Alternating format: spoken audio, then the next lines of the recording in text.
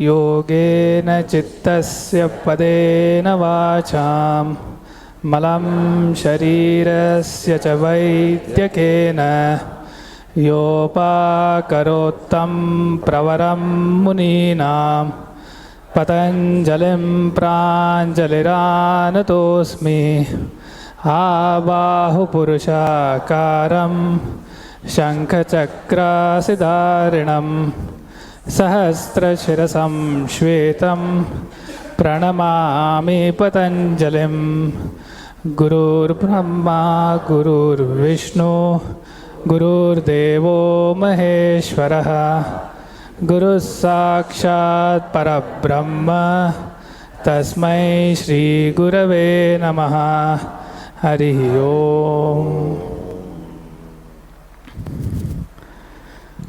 Okay. So, those of you who came here last Sunday, right?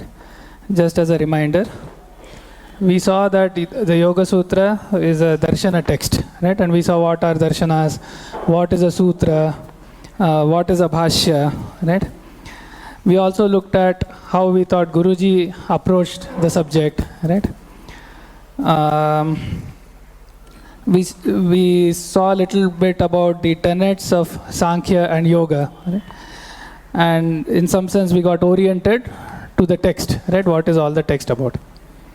Then we looked at the first sutra, Atha Yoga Anushasanam, and we saw how the choice of words by Patanjali are very specific words, and how Vyasa in his bhashya for that sutra sort of gave a complete outline of the subject of yoga by mentioning the chitta bhumis, right? Kshipta, Muda, Vikshipta, Ekagra, Niruddha.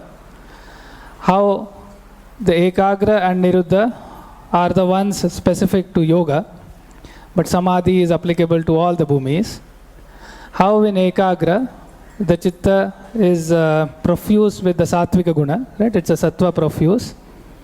How we get the complete understanding of whatever is the dhyaya vastu. So whatever is the thing being that the chitta has knowledge of, how in the Ekagra Bhumi it gets a complete Yathartha Jnanam, which means a complete knowledge right from the essence, spanning the dimensions of space and time of that object, and that was Samprajñata Samadhi. And when that also is restrained, right, in the Niruddha Chitta Bhumi, how it is Asamprajñata Samadhi, right? And we talked about Purusha and Chitta. I won't go into too much detail because we want to proceed further. This was more of a reminder. And I'll also talk a little bit about the terms Samprajñata and Asamprajñata. He reminded me to sort of delineate on that a little bit, and we'll do that as we touch upon that again in the sutras we see next. Okay? All right. So let's start with the second sutra, which of course is a very famous sutra. It is Yogash Chitta Vritti Nirodhaha. So let us look at the sutra itself, okay? So firstly, this is our first time we are seeing the use of something called Sandhi. Okay, Sandhi is a Sanskrit language concept, and the Sanskrit language gives a lot of importance to pronunciation. Right? There is a complete Vedanga called Shiksha on how to pronounce, right? And there is something called Sammita. Okay, so it is defined as Parasannikarshaha Sammita. So when the letters or the syllables are pronounced very close to each other without a gap or a pause, right, then it is called Sammita. And the seers have observed that when you do that for certain sounds and you pronounce them in quick succession, the sound changes. Right? The rules by which the sound is heard is called Sandhi. So here you will see the sutra written as Yogash Chitta Vritti Nirodha. When we separate out the words, it's called Padacheda. You say Yogaha is the first word, Chitta Vritti Nirodha is the second word. Right? So now when you say Yogaha Chitta Vritti Nirodha without a pause, it sounds like yogash chitta vritti nirodha. Right? So that is where the sha comes. Right? Now we won't, I mean for every sutra I won't be going into this detail, but because it's the first time we are seeing a sandhi, I thought I'll spend some time on it. So this sutra is made up of two words, yogaha and chitta vritti nirodha. The second word is a samasa. It is a compound word. It's a samasta padam. And we saw that last time also. And what is the importance ascribed to samasa in the Sanskrit literature? Right? So now chitta vritti nirodha can be expanded as chittasya vrittayaha tasam nirodha, which means the vrittis of the chitta and their nirodha, their restraint. So that is chitta vritti nirodha. So at this point, we have understood the words in the sutra and how they have to be interpreted, but we still don't know what is chitta. Okay? Last time we did talk about chitta, but we didn't explain what is chitta, we didn't define what is chitta. And actually neither Patanjali nor Vyasa defines chitta. So presumably at that time chitta was such a well-known term that you don't have to explain what is chitta. But here let's do that a little bit. Similarly, what is vritti? Okay, so we'll see all of these one by one. So I'll start with chitta. So there are, so let's first start. So another beautiful thing about Sanskrit is sometimes and very often to understand the meaning of a word, you just have to understand how the word has come about, sort of the etymology. Okay. So now chitta is made of the verbal root, the verb root called chit. And the meaning is chit sangyane. So sangyana means samyak jnanam, proper knowledge. Chit is the verb through which proper knowledge or cognition comes. So with the chit verb root, there is a suffix called kta. It's called a karane kta. And when you combine these two, it becomes chittam. Now, karanekta means it is the doing or the instrument. Okay? So, the instrument of cognition or proper knowledge is chittam. So, by the very word, so while we are going a little bit into the technical aspects of how the word is formed, I just thought it's very beautiful to know how just by the things that make up the word, you can understand the deep meaning in the word itself. Right? So, that is chittam. So, chittam is the instrument of proper knowledge. Now let's look further to find the meaning of chittam. So another thing we see is mano buddhirahankaram karanam antaram. Okay, so mana, normally translated as mind, buddhi, which is reasoning or intellect, ahankara is the sense of I-ness. So all of us have this sense of I-ness. That could be I am a boy, I am a child, I am a student, I am a teacher, or whatever, which will vary over time. So whatever it is, that ahankara, I mean that is ahankara. So the mana, buddhi, ahankara, karanam antaram. Antaram is the inner, so the inner instrument. So mano, buddhi, ahankara, karanam antaram. So the inner instrument of this nature that gives knowledge and cognition is chitta. So chitta is not confined to an organ like brain or heart or any such thing. It is whatever in the embodiment that performs this this duty, right? The thing of bringing out cognition or jnana is the chittam. Another beautiful way that we find how chitta is defined is, it says, or how chitta is described, it says, chit shaktehe pratama sambandha anena. Okay? Which means, so chit shakti, chiti shakti is the purusha actually, it is the consciousness. So the principle of it is the principle of consciousness. Okay? So now the pratama sambandha means the first relation. So like we saw last time, there is a purusha which is unchanging, there are multiple purushas, there is one prakriti, and in some sense their contact brings about changes in the prakriti that leads to all the creation that we see here. So in the embodiment, the contact of the purusha, and it is not physical contact, but the contact of the purusha is with the chitta. So that is the part that is closest to the purusha. Okay. So we see multiple ways that the chitta is described, and also the importance of chitta, both from the external world, because this is the inner instrument of cognition which helps us understand the external world, and from the inner side of the Purusha, because the Purusha is directly related to only one thing, the chitta. Okay? So that is sort of the central position of the chitta in the embodiment and creation. See, chitta doesn't have English word, corresponding English word.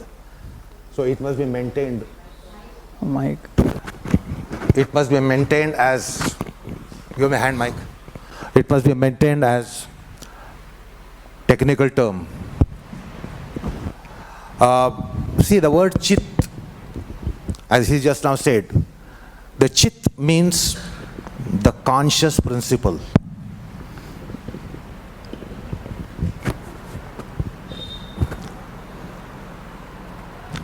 So we have a conscious principle, and the closest aspect to that is called chitta.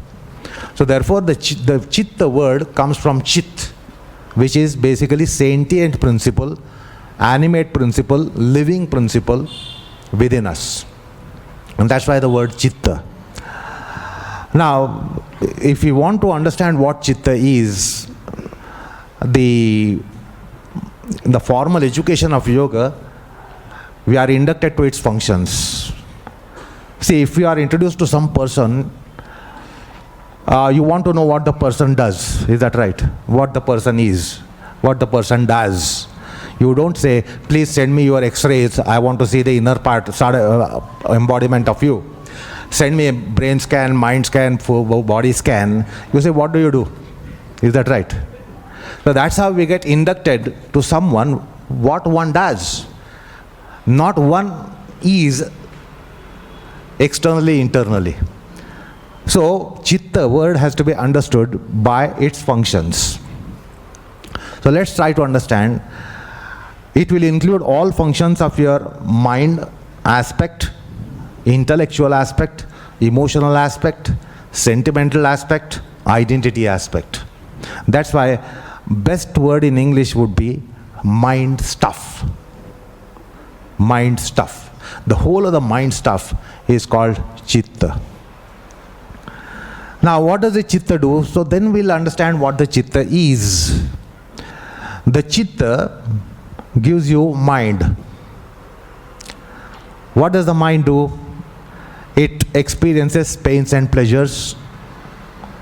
It recognizes pains and pleasures, likes and dislikes. It is the mind which has likes and dislikes. It is the mind which has pains and pleasures. If you don't have mind, you won't have pain and pleasure. If you don't have mind, you won't have likes and dislikes. So basic fundamental function of the mind is to give you likes, dislikes, objects of love, objects of hatred. The buddhi, what does the buddhi do? Buddhi is called intelligence.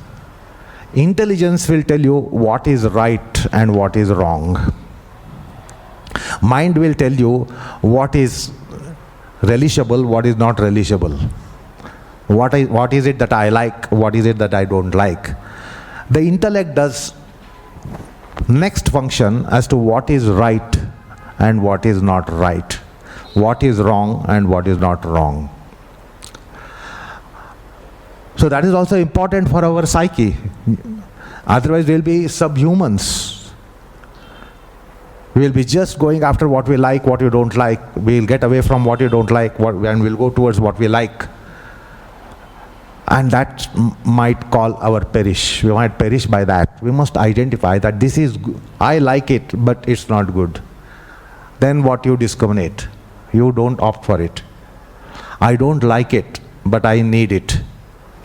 I don't like it, I should have it. Then although you don't like, you will have it. Like, no one here, even as an exception, will say, I like castor oil.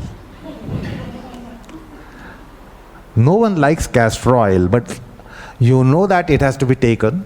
If you take, it is needed for something in you, and therefore with making faces, you somehow consume castor oil. Because the intellect tells you, you must have it.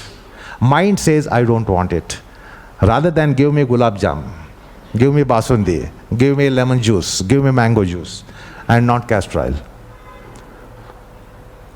That is what the buddhi, intellect, does. And then ahankar. Ahankar is identity. If you don't have your identity, how will the mind work? Tell me.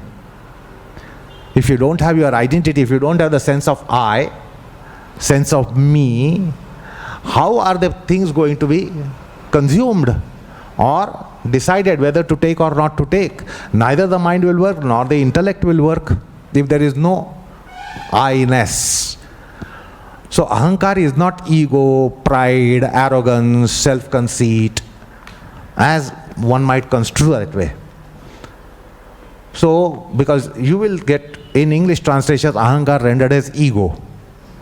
Now ego, you should not take to mean as ego means pride, arrogance, self-conceit. Ego is identity, I-ness. And that's why these put together, the chitta gives all the three. Chitta gives you identity, chitta gives you intellect, chitta gives you mind. Now what all the chitta does, as I proposed in the beginning, chitta gives you motivations and inhibitions. You are motivated to do certain things in life, is that right? And you are inhibited to do certain things in life. So likes and dislikes, as I said, chitta gives you. Then love, object of love and object of hatred, the chitta gives. The good and bad identities, chitta gives. Motivations and inhibitions, prerana, nivrutti, in vernacular. So why are you motivated to do something? Because there is something called chitta in you. Why are you inhibited to do certain things? Because there is chitta in you. Then it gives you dispositions. Each one of you are differently disposed. Each one of you are differently disposed. You say, I am disposed to this, I am not disposed to this, I am disposed to language, I am disposed to science, I am disposed to mathematics. So it gives you dispositions. Now, is it not important in your life to have dispositions? Suppose you are not disposed to anything, how will be your life? How will be your life? That you are disposed to nothing, then you will be as good as a rock, a stone. Is that right? So dispositions and indispositions are given by chitta. Chitta gives you tendencies. You understand the tendencies are something which underlie the mind. They are gravities to the mind. Because of our tendencies, we do certain things, we don't do certain things, we manifest in particular way, we don't manifest in some other way. It is because of tendencies. So chitta gives you samskars, chitta gives you tendencies, chitta gives you vasanas. Do you follow? So the chitta is the whole of the mind stuff. Now if I point out at the tree, that's the mango tree, you just look at the tree. But the mango tree is not only from the ground to the shoot, it is from root to the shoot. So the tree has something under the ground. Is that right? Which is not visible, which we don't even consider. We just consider the fruit. We look at the shape of the tree, how much shade it will give you, what kind of leaves it has, whether it's a thick tree or rarefied tree, which fruit flower it gives me. We don't bother about the roots so much. We don't include the roots in the tree. Whereas the chitta is something like the root of the mind stuff to the shoot of the mind stuff. Do you follow? Root of the mind stuff to the shoot of the mind stuff. So chitta gives you every aspect of mental activity, psychomental activity, psychosensory activity, intellectual activity, emotional activity, sentimental activity, ego activities, identity activities. It is all by chitta. And that's why the chitta should be maintained as a technical term. Don't just say yoga is restraint of the mind. It won't be proper. Because most of the translations have such kind of translations that yoga chitta vritti nirodha. Second line says yoga is restraint of mind. It's not merely restraint of mind. That is not sufficient. Even intellect has to be restrained. All the functions of mind stuff should be restrained. That is yoga. And that is why chitta is a word that must be maintained as it is. For your convenience, in the beginning, you can take it as whole of mind stuff. Now, what is that whole of mind stuff? If you have seen something as in the oceans, or you have heard, you have read in geography, iceberg. And if you really look at it, you will only see the tip of the iceberg. Is that right? You will see the tip of the iceberg. Now, what is the tip? How much is visible? What is the dimension of the tip? And then what is the dimension of the iceberg which underlies in the ocean? So ships, if they see an iceberg in this point, the ship will take a long turn, go around it. Now tip is only this much. Why the ship is taking a roundabout turn, going so round, going so long? Because the iceberg is too huge. So chitta is the mindberg. The mind that you identify is just the tip. The mind that you feel, that mind you identify, the mind you point out, the mind you think you know, the mind that you think you know is just the tip. And then there is a huge berg under it. So the mind that you know, recognize, identify, or deem that you know is only tip of the mind berg. And the mind berg is whole of the chitta. Tip is not whole of the iceberg. It's only tip of the iceberg. So chitta is from root to shoot. From very, very subtle to very, very gross manifestation, it is all chitta. So, in simple words, the whole mind berg is chitta. Now does your mind know what were you in last life? Mind has forgotten something of your infanthood also. Is that right? Do you recall your 4th month, 3rd month, 2nd month after the birth? Perhaps not even 1st year. Is that right? When do we have our memory about the present life? The mind will have memory after some time, after the cord is cut from the mother's womb. Most of the aspects have gone into oblivion.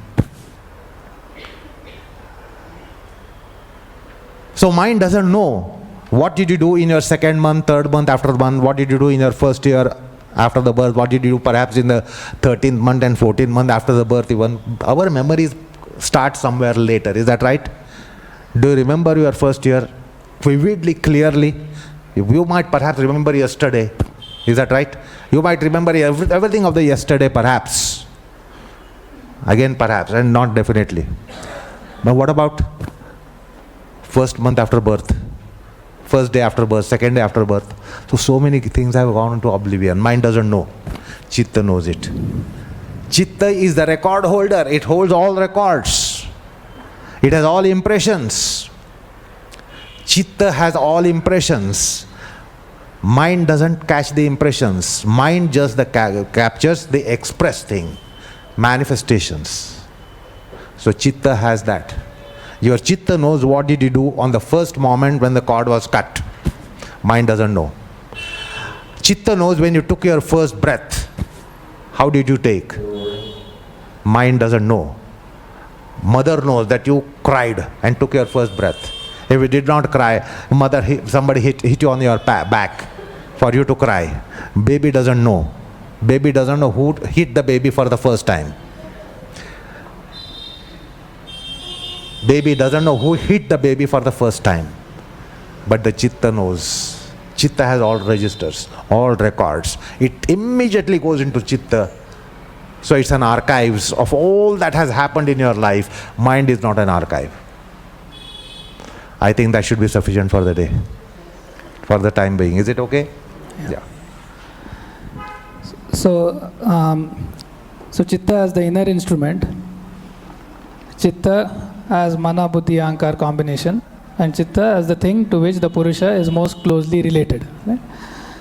So next is... So mark this, word chitta and chit. Chit is Purusha. Chit is sentient principle. Chit is sentient principle. Chit is Atma. And it is the closest thing, the first thing, and therefore very apt term, chitta. Yeah. So another important term that comes in this sutra, so yoga chitta vritti, right? So what is vritti? So it is again, if you look at the word, anaya vartate iti vrittihi. Okay? So vartate means that is how it exists, that is how to be, right? That is how it stays. Anaya means by this. Right? So by this it remains, it stays. So basically it is the state of the chitta or the form of the chitta that is vritti. So at any point the chitta has a certain state or form, and that is vritti. And now chitta vritti nirodha means whatever is the form of the chitta, that is to be restrained. Right? So that so we'll see how it works and all. So I won't go too much right away. But in a nutshell, the state or the form of the chitta, the restraint of that is yoga.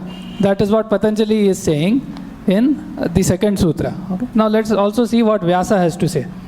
Now Vyasa will immediately clarify in the first line. He says, Sarva Shabda Agrahanat Samprajnato Api Yogaha. So the thing here is, restraint of the vrittis is yoga. The moment you say this, somebody might ask, how come Samprajnata Yoga is yoga? Because there is the Sattvic vritti and something... Mark this, the sutra doesn't say Sarva Chitta Vritti Nirodha Yogaha. That's not the sutra. Sarva Chitta Vritti Nirodha Yoga is not the definition. All vrittis restraint is yoga, is not the definition. Only restraint of vrittis is yoga. It could be partial. So when it is partial, up to an extent, it is not yoga. After an extent, that partial restraint is yoga. Nominal, minimum restraint is not yoga, but only after an extent. See, if you have money, you don't become rich. Is that right? Everyone has money in the pocket now. That doesn't mean you are rich. When are you rich? When you have certain amount of money and beyond, then you are called rich. So yoga is that restraint after a limit, after an extent. Thereafter, if there is a restraint, that is yoga. Until that time, there is no it's not yoga. So Sarva Chitta Vritti Nirodha Yoga is not the sutra, mark this. Chitta Vritti Nirodha Yoga is the sutra. So even little restraint qualifying to be yoga will be yoga. Okay?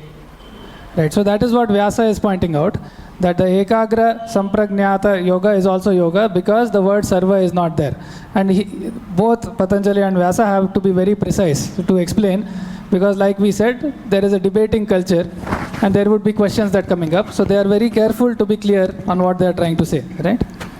Now, the second line or the subsequent lines by Vyasa is actually describing Chitta in more detail, and let's look at it.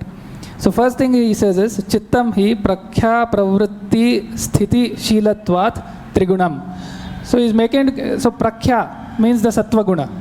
So in the Indian texts, it's not always the sattva, raja, tama. These are not the only terms that are used. But in most of the modern literature, we sort of narrow it down to these terms. But you will see prakasha, kriya, sthiti in the Yoga Sutra text itself. You would say, see Shweta, Rakta, Krishna in terms of colors, the white, red and black. So here he is saying prakhya, pravritti and sthiti, which we won't again go into each of the words because that will take too long. But it is about sattva, raja, tama. So Vyasa is clarifying that chitta is made up of these three gunas, by which he is saying it is not a metaphysical principle of the same caliber as the Purusha. Chitta is very much a part of the creation. It is very much a phenomenal physical thing, and it is made up of these three gunas. Then, it's very sort of beautifully described. So now, what he says is, the tamo guna, okay, it is like an avaranam. Avaranam means something that is covered. So chitta gets covered by the tamo guna. What happens in that case? In that case, the chitta gets oriented towards ajnana, avairagya, anaishwarya. Means, whatever is jnana, the proper knowledge, it gets oriented towards the opposite direction. Whatever is vairagya, right, the sort of renunciation, it gets oriented towards the opposite. And whatever is the good Aishwarya, Aishwarya is all the glories, prosperity and so on, it gets oriented towards the wrong kind of Aishwarya because of the tamo guna covering. When that covering gets removed, Tamo guna is covering of by delusion, infatuation. Suppose when your mind is suffused, permeated by delusion, what happens to your mind? That is tamoguna. So the covering factor, the covering aspect is tamoguna, which is delusion, infatuation. That is the attribute of tamoguna. So that is the covering on the chitta by tamoguna, and the result is what he said just now. now when that covering is removed, let's say the tamoguna reduces significantly, there is still rajoguna. It's in the form of mala. Okay, so it's all, you'll see rajo lesha malo peta. Mala means sort of dirt. So there is a sprinkled dirt of rajoguna. So what does raja do? Okay, it orients the chitta towards dharma, jnana, aishwarya. Okay, so it is actually taking you towards the dharma, which is the right conduct and the right values, aishwarya, the right kind of prosperity and glory. That is pravrutti. It motivates you towards dharma, jnana, vairagya, motivation. So, and it also brings in, because Raja stands for the element of action, right? So it brings the tendency for a lot of activity in this direction. So if it is pure Raja, it will actually take you towards what you are supposed to go in this, at least in the worldly life. Now if that is also cleaned, right, the Raja Lesha, the dirt gets cleaned, what remains in the chitta is the Sattva guna. What this also tells us is that the chitta is essentially sattvic. And therefore you will see a term called chitta sattva or buddhi sattva being used. So essentially the chitta is sattvic. The rajasic elements and the tamasic covering come as something that is coming on top of it, which is to be cleaned. Okay. Now what does this sattva, when it is chitta profuse or sattva profuse, what is the state of the chitta, right? Then it gets viveka jnana, which means there is knowledge of the difference of what the chitta sattva is and what the purusha is. And we'll see later how they are similar but different and so on. But they are completely different. Even the sattvic chitta is still a physical entity and the purusha is a metaphysical entity. When all the raja and tama are removed and only the sattva is remains, that is left, then you get two things. One is this viveka jnana at the ultimate stage where you say purusha is separate from the chitta, and that is very evident from a pratyaksha. So you directly know it. It is not you learn it from a text and therefore you have interpreted the words. You have a direct vision of that. So that is chitta in a sattvic state. The other thing that happens is a yathartha jnana. Whatever is an object that the chitta is focusing upon at that point, whatever impression, actually the focus is the wrong word, but whatever object has its impression on the chitta, the complete knowledge of that, like we discussed in Sampragnata Samadhi, that happens when the chitta is completely sattvic. So here what we have understood is the essential form of the chitta, what it is made up, how does it behave, and when you clean it, what really happens. And it also gives us sort of a understanding of, I mean, let's say if you subscribe to the view, right? Now it sort of completely changes our understanding of ourselves.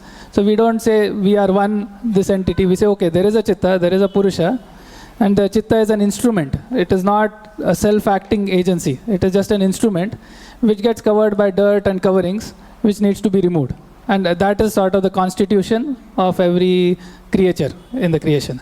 So that is the knowledge that comes by looking at the second sutra and the bhashya so far. The other thing that happens is, when the tama covering is removed, when the raja dirt is removed, when the sattva is left, another thing that is left is the samskaras. Okay? Samskaras were just described right now. So they still remain in the chitta. Okay?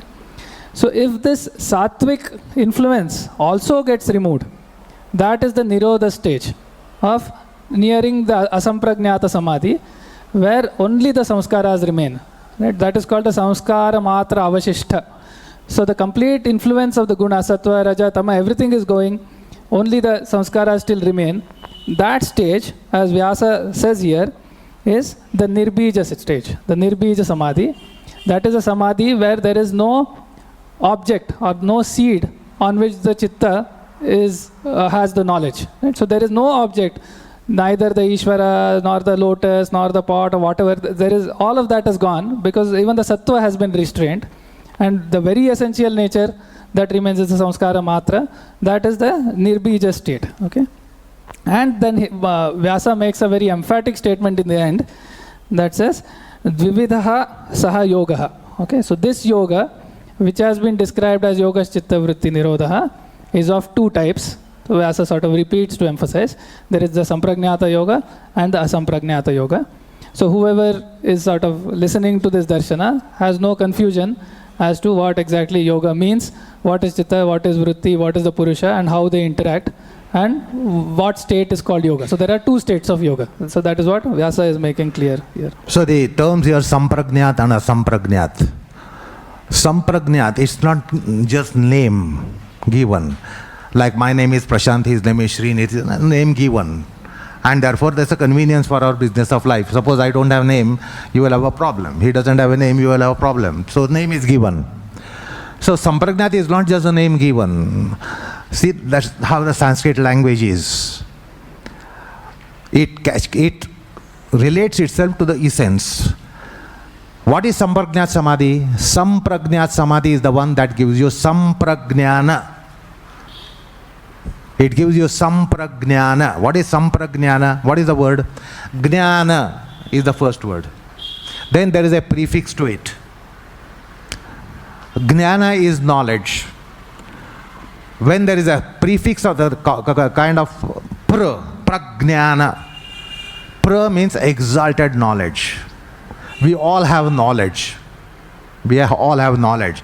But someone has exalted knowledge. Then you say he is a wise person. He stands out as a wise person.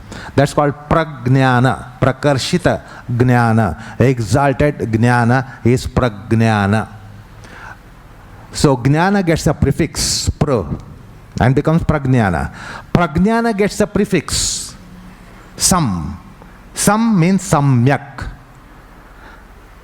Not only exalted, essential, faultless, unrepudiable, cannot be refuted, irrefutable knowledge, valid knowledge, perfect knowledge, complete knowledge, total knowledge, taintless knowledge, blemishless knowledge, shortcoming-less knowledge is called sampragnana, samyak. Samyak means proper in every sense. Proper in quality, proper in quantity. That is complete knowledge, perfect knowledge, faultless knowledge is called sampragnana. We all get knowledge by our five senses. But if you want to have exalted knowledge, if you are a scientist, you won't depend upon your naked eyes. Is that right? You want extended vision for your eyes. Then you have microscope. And then you have telescope. Then you have the electron microscope. Now, the scientist doesn't just depend upon the eyes, but if the eyes are not there, What is the point of having microscope in front of a blind person? If you give a microscope to a blind person, with what avail? Is of any use? If you give telescope, is there any use? If you give electron type telescope, is there any use? Radio telescope, no use. Hubble telescope, no use. First of all, you must have eyes. If you don't have eyes, the scopes won't serve purpose. So, for exalted knowledge, we require some finer instruments. Is that right? And then, so similarly, for our knowledge, every time we don't go on carrying microscopes. But if you are a scientist, if you want to have a scientific inquiry, you need to have a microscope. We don't move every time with a telescope. If you are an astronomer, you require a telescope. Radio telescope, Hubble telescope. So in knowledge also we require, if you want to have upgradation of the knowledge, you can't depend upon naked senses and also naked faculties. Naked faculties will not give you essential and proper knowledge or exalted knowledge or ultimate knowledge. So samadhi is a process. Like scientist has eyes, he takes assistance of microscopes and telescopes. Similarly, yogi cannot just depend on the naked mind, naked intelligence and naked senses. They have a lot of limitations, they have lots of faults. That's why it is said that the things are not as they appear. The things are as they are. You know, see, I saw through my eyes and I know that this is reality. No, it doesn't work. Eyes have lots of limitations. Eyes work within a range and they have limitations. Ears have limitations. All the organs have limitations. Senses have limitations. Similarly, mind has limitations. Intellect has limitations. So they need intellect scope or mentoscope or psychic scope. Otherwise they will not get extended knowledge, deeper knowledge, exalted knowledge. So samadhi is a process where your psyche, subjective instrument which gets the knowledge. Let us say there is a knower. When you have a knowledge, there is a knower. Now this knower requires certain gadgets. Like scientists require gadgets. Without gadgets, scientists cannot be a scientist. So yogic processes gives you those things. For you to have vision of subtle, veiled and remote. Samadhi doesn't pertain to visible thing. There is no samadhi on mat which the eyes can grasp. But samadhi is required for something that is veiled or that is remote or that is very subtle. So samadhi processes are such. They give you the equipments. Subtloscope, remotoscope, veiloscope. What is veiled? How can you see? So metaphysical aspects are such things, and therefore samadhi is required for that. You don't require samadhi to know a rose, know a mat, know a brick, know a belt. If you are asked to get the belt from somewhere, you don't say, I want to have samadhi scope, I want to search the belt. It is very gross, phenomenal, tangible object, and therefore you don't need exalted instruments. So the samadhi, samprajnana, is faultless, proper, complete, total, all dimensional is samyak, and then exalted and jnana.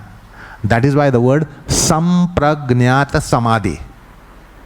So don't just take it as a nomenclature. Understand the meaning that is there, hidden in the very word. Samyak prajnayate, prakarshena jnayate, it is samprajnata, samprajnana, and one which gives that is samprajnat samadhi. Okay? Okay, so now we have seen what is vritti. We just said it is the state or the form of the chitta at any point in time.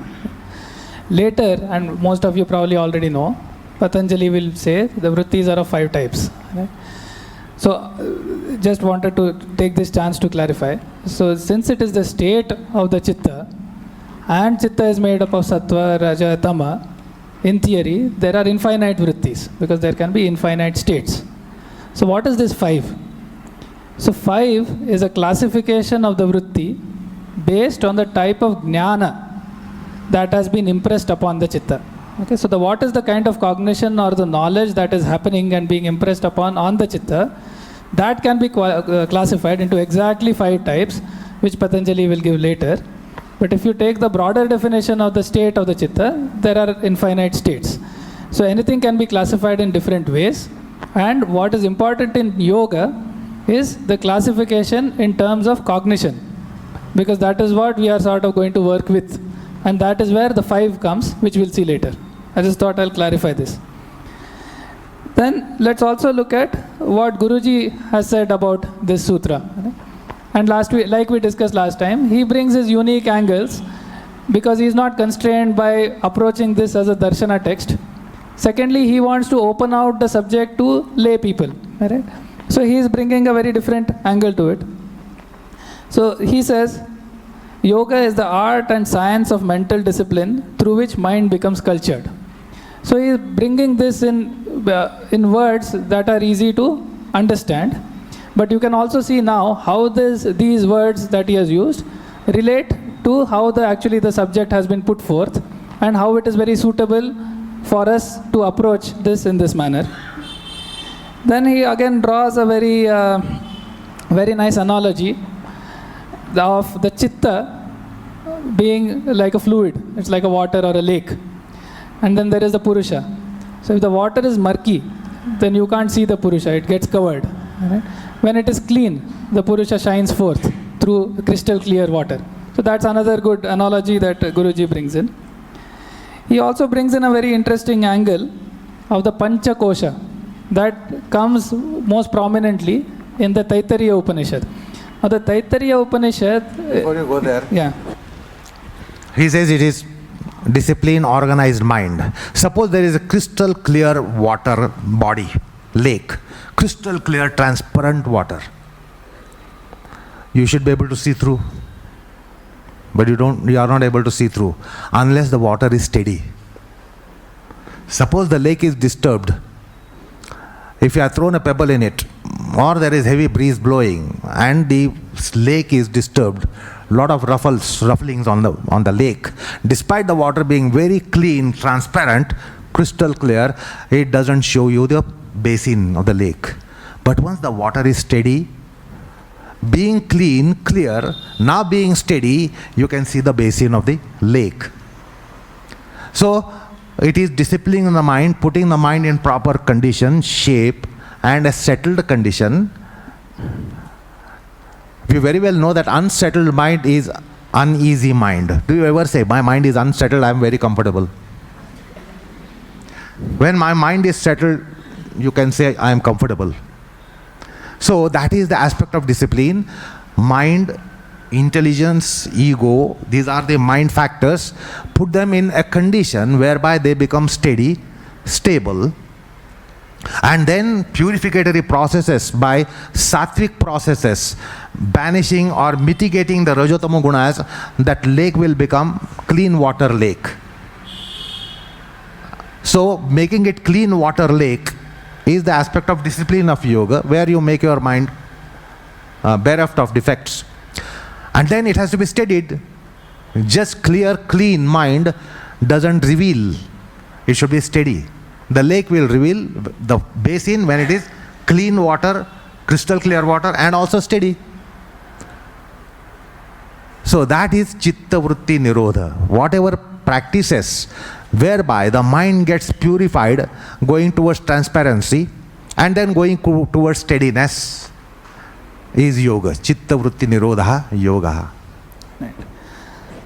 Okay. Then he brings in the angle of the Pancha Kosha, that is from the Taittiriya Upanishad, which is a text of the Uttaramimamsa school, right? So it is, the Upanishads are part of the Vedas, and the Vedanta or Uttaramimamsa will use those texts as the primary source for their exposition. Guruji brings in that angle here and draws a very nice link. We won't go into that in detail because then we are discussing something else. While discussing Chitta, I said that Chitta is the whole of mind stuff. What does it actually mean? The Chitta has greater depth than ocean. See, your and mind is actually pitless mind. You know that? How many things have come into the mind?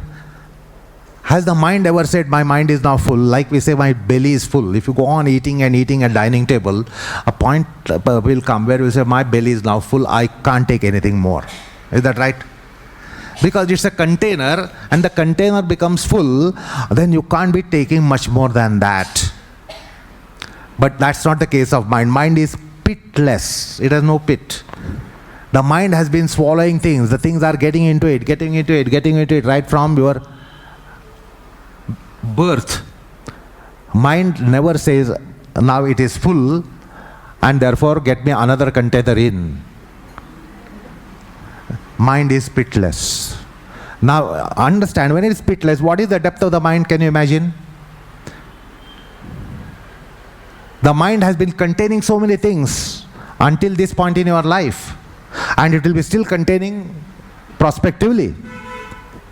So the mind is pitless. So do not try to give any physical shape to mind. Like a vessel has dimensions. Mind has no dimensions. So Chitta has no dimensions. And therefore now the depth of the Chitta has been mentioned in the concept of Panchakoshas. So there are different stages. Like oceanography, they study the ocean, they mention different depths of it, how the ocean is up to 100 meters, how the ocean is between 100 and 500 meters, 500 to 1000 meters, 1000 to 2000 meters. They have various gradations of study in oceanography. So Panchakoshas describe various planes of mind, depths of the mind, which is more than an ocean, and its dimensions are like space. What is the dimension of the sky above the head? Similar is the Chitta. It has no dimensions. It is as vast as space. And deeper and more deeper, unfathomable really, because ocean has been fathomed. Is that right? Ocean has been fathomed. Do you know what is the maximum depth of the ocean? It is near Philippines, where the depth of the ocean is about 38,000 feet. That's all. So we have taller than Everest mountain in the ocean. 38,000 is not infinite term. Is that right? 38,000. 38 Ks. That's all. Whereas mind has really unfathomable depth. Now this mind, we don't see the depth because past life is in oblivion, previous lives in oblivion. Is that right? Do you have anything of the past life and previous lives? Nothing. But in various koshas, then that's what it describes: pranamaya kosha, manomaya kosha. So it will include, manomaya kosha will include all the depths, all the previous lives and the mind functions, mind manifestations, states of mind, conditions of mind, profiles of mind are all contained in the manomaya kosha. If you want to see who were you last life, you have to open the manomaya kosha. If you want to know what you were in 100 lives retrospectively, 100th life, you'll have to look into manomaya kosha. 1000th life, manomaya kosha. N number of lives, manomaya kosha. It contains all the experiences from time without beginning. We are really flourishing, existing from time without beginning. We are anadi. Our mind is beginningless. The modern science might say that human beings came some say 5 million years ago, maybe 50 million years ago. Something, they have some number there. That's not true. Man came on planet perhaps those years ago. But man was existing somewhere. Because we have been beginning less. Because you might question, when the earth was not there, say 4,500 million years ago, there was no earth. Is that right? That means we will say human being was not there. Human being was not there on the planet which was not there. But universe was there. So man existed somewhere. We can say earth is 4,500 million years. That doesn't entitle us to say man is at the most, maximum, 4,500 million years old. No, not true. We were somewhere. We are eternal beings. So our mind contains all that in Manomaya Kosha. The entire mind mapping is in Manomaya Kosha. That's the record room. That's the archives. And yoga explores all that. It's not just psychological mind, mental mind, temporal mind, which is triggered by neurons. It goes to the depth of the mind. Anyway. Yeah, so Guruji very beautifully brings the kosha angle here, which is not directly evident or used in this Darshana text. So I'll just list the koshas, but if we want to go into detail, it will have to be a separate session maybe after our series is over. But it's Annamaya Kosha, Pranamaya Kosha, Manomaya Kosha, Vijnanamaya Kosha, Anandamaya Kosha. And Guruji says, through yoga, you can actually penetrate through these koshas. Okay? And the other important point that Guruji is making, because there is a lot about Sattvic Guna and Rajoguna here. So he says, the Sattva Guna takes you towards restraint and Nirodha, but the Rajoguna gives you the force of will. And Guruji does emphasize that the force of will and the Rajoguna is important for you to get oriented in the right direction and start your initial steps. Right? And the Sattva Guna and the restraint comes a little later. It sort of reminds us of the Bhagavad Gita shloka which Prashant Mama uses often in the classes also, which is Aruruksho Munir Yogam Karma Karanam Uchyate Yogarudasya Tasyaiva Shamak Karanam Uchyate. So if you are in the beginning stages of the yoga, it is the effort and the karma that is your main means. It is at a later stage that the Shama, Shanti, restraint, that becomes your primary means. And Guruji makes that point here by talking about Rajas in terms of the force of will. So I think we are nearing time, and we have covered the second sutra today. So like I said last time, the initial few sutras will take longer because a lot of the concepts are being introduced for the first time. Once a lot of the background is in place, the later sutras will be able to cover more in a session. So Chitta Vritti can be classified as Mano Vritti, Buddhi Vritti and Ahankara Vritti. I had given an example in one of my talks explaining the Chitta Vritti. If you want to know what is Chitta Vritti, now all that you have is not Chitta Vritti. Do you follow? Because your mind is working. These are all ruffling. We are creating ripples on your minds. We are creating ripples on your mind. Mind is just one part of the Chitta. So if you want to understand what is really Chitta Vritti, Manovritti is Chitta Vritti, even the tip of the iceberg is iceberg. Is that right? Tip of the iceberg is iceberg. So mind is the tip, and therefore that is also Chitta. Intellect is a tip, therefore it is also Chitta. Identity or ego, I-ness is also tip, that's also the Chitta. So I had given an example during the talk. Suppose the child has gone out in the evening to play, 6-7 years old child. Mother knows that the child has gone to friend's house, gone to playground or somewhere. Mother knows where the child is gone. So mother expects that the child should be back by 7 o'clock. Until that time, the mother is not worried. It is 7:30, 7:45, 8, 8:15, 8:30. What happens? Mother starts getting different apprehensions. So, initially she gets manovrutti. What must have happened to my child? Why is it not still back? I was expecting it. It should have come back by this time.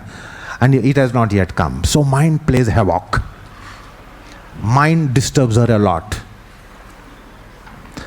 Then it is 10 o'clock, 10:30, 11 o'clock.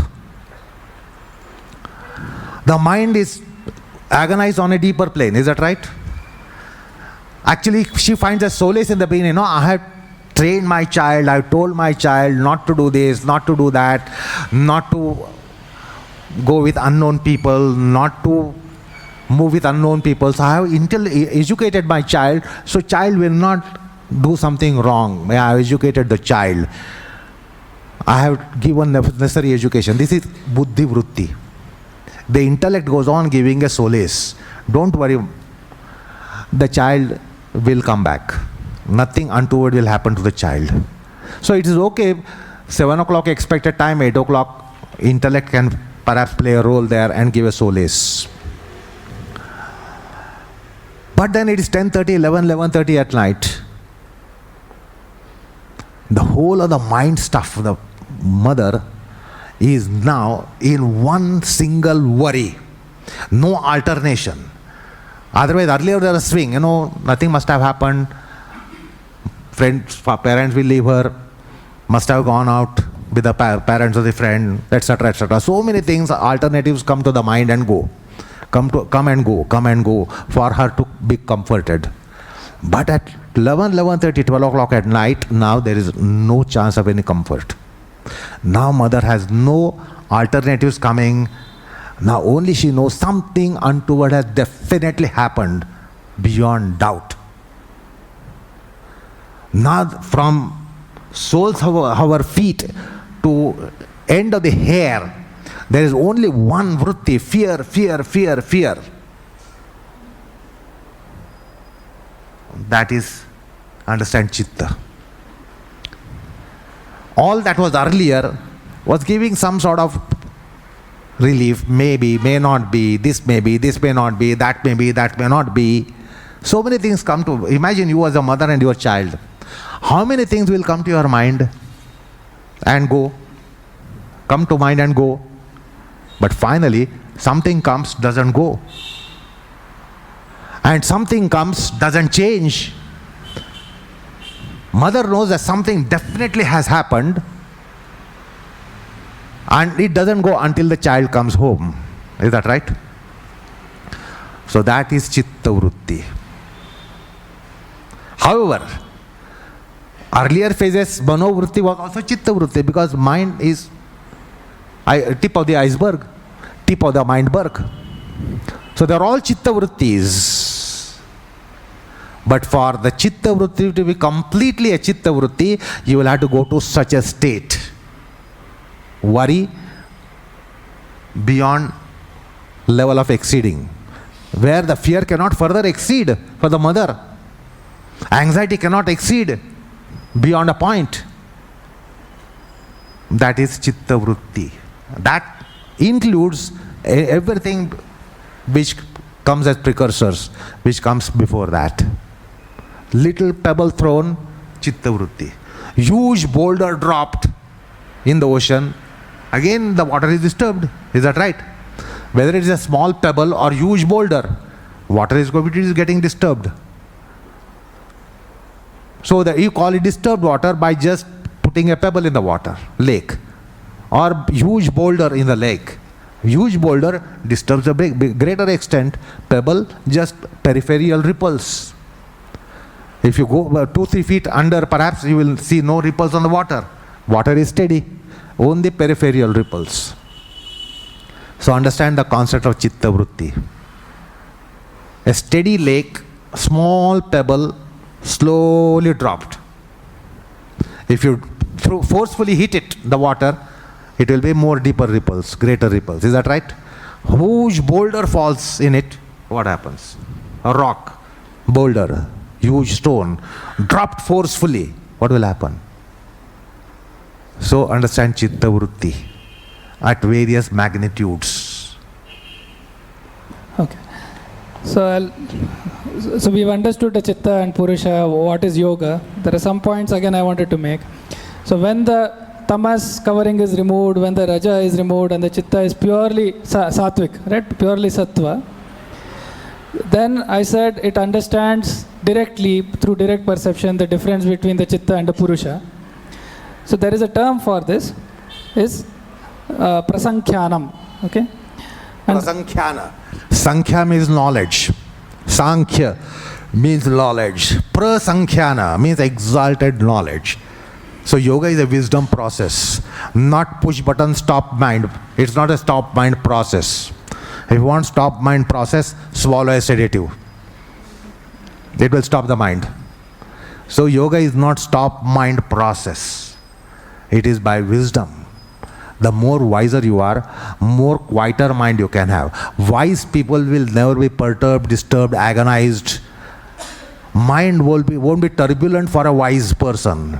These things can never go together, two things. Wise person but turbulence of mind. Never ever possible. Prasankhyana, exalted knowledge, is the means of restraining. Don't think there is somewhere a switch and push button and the mind will stop. Yoga will happen. No. It's a wisdom process. The more you are wise, the more mind is pacified. The more mind is steadied.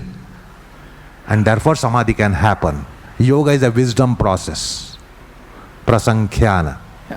And the other thing that is said very beautifully about the Purusha is the Chiti Shakti. Okay? So the principle of consciousness. We'll see a little bit more in the upcoming sutras. Aparinamini, which means unchanging. There is absolutely no change that ever happens in the Purusha. So that is unchanging principle of consciousness. And apratisankrama, and it is darshita vishaya, meaning, so the contact of the Purusha with the Chitta. So it is as though the Chitta is showing the objects to the Purusha. Right? The Purusha is not seeing, it is an unchanging principle of consciousness. But the darshita vishaya means the role of the Chitta, as far as the Purusha is concerned, is to present. So it is an instrument, just like a camera, its role is to capture the image. It doesn't understand the image. So the role of the Chitta here is to show the objects and present it. Right? So that is the darshita vishaya. So I think it's important to understand these points of definition, right? So that the choice of words being made here, the way the subject is being presented, certain aspects are being picked out. And that is what is being shown. Darshita Vishaya is the word Darshita Vishaya, Darshana, mirror. Mirror doesn't change by what is the reflected. Mirror will change because of dirt collection, dust collection, etc. But if you stand in front of a clean mirror, you are not so beautiful or handsome. Mirror doesn't change. And you go away and some very handsome person comes. Mirror doesn't change. It will show the reflection.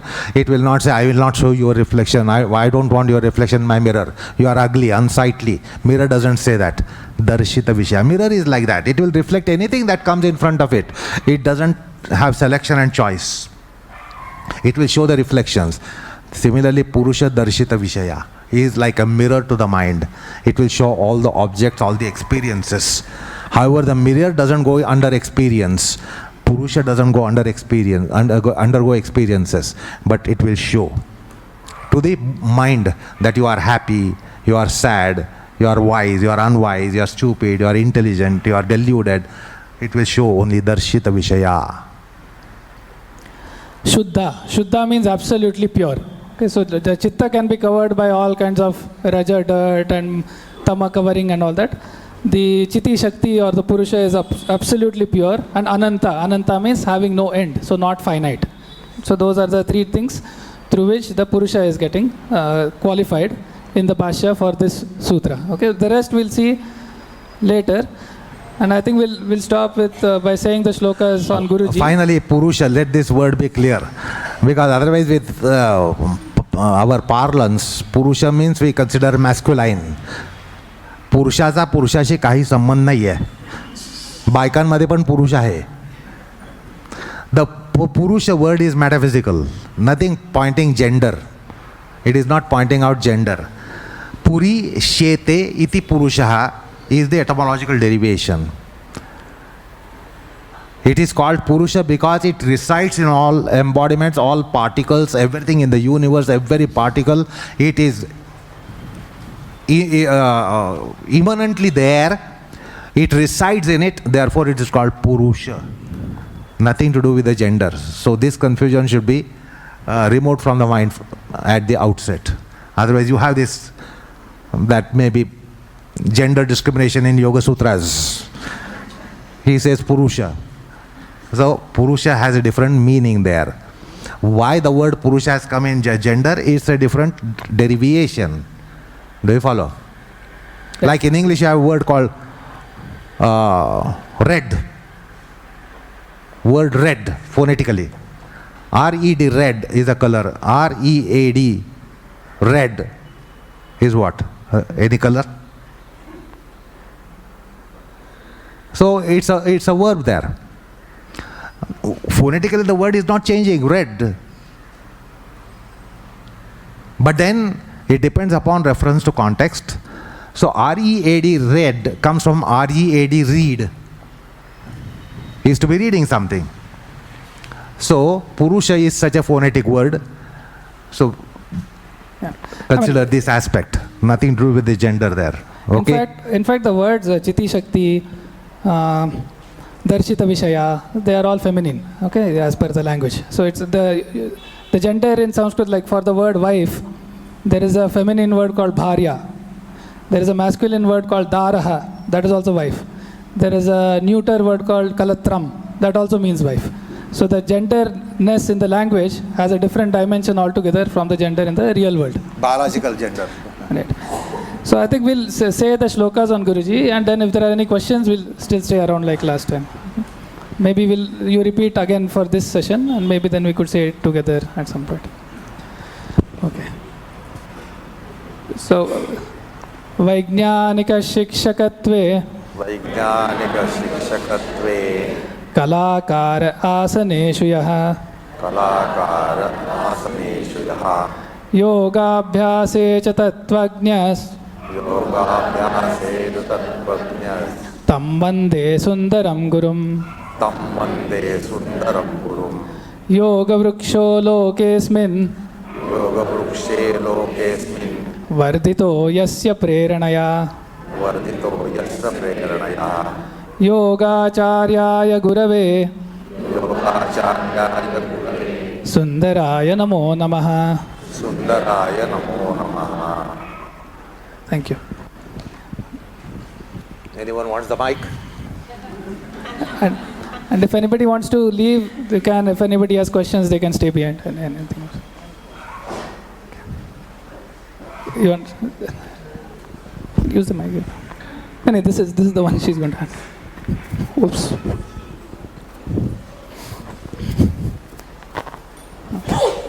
Guruji, as you said ki Closer. Mic closer. As you said ki the chitta has layers like tama, raja and sattva. So are these can we segregate these layers into like positive and negative, like because we are leaving tama and raja and going towards sattva. So though raja is required, you said ki it is a part of willpower, but still we are leaving it and going ahead to sattva. So do we have to segregate these layers into something basically unwanted and wanted? they are not layers, they are taints. Like suppose there is dust on your body, you say it is dust, and it can be easily got rid of. But then there is a mark on the body, it's a taint again. So that needs to be washed. Or maybe you'll have to apply some medicine on it, some cream on it. So something will be gone just by cloth, something will go by wash, water, something will go by detergent, soap, etc., etc. So those are not layers. Those are the taints which collect on the chitta. Like mirror can get collected dust. It can get collected, dirt can get collected on it. You need to wash the mirror in that case. Is that right? So mirror will have several kinds of dust, the dirt. So these are only dirts.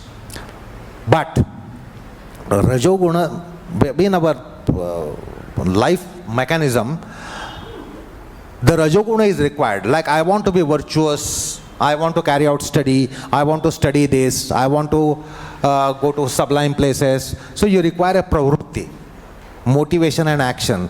If you don't have Rajoguna, you will not be able to get into it. So I want to be virtuous is one condition.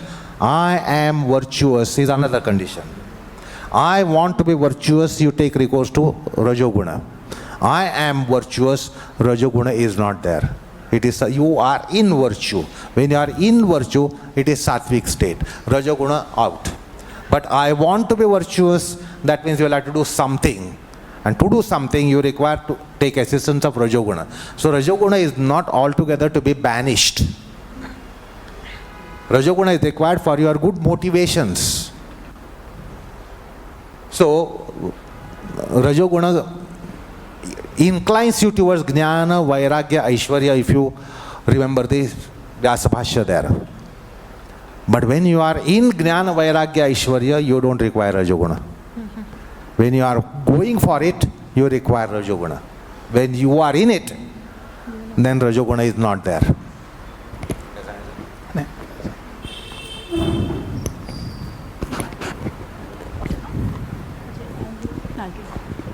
Any other question? Okay. Thank you. Okay. Thanks. I can Thank you. disperse. Yeah.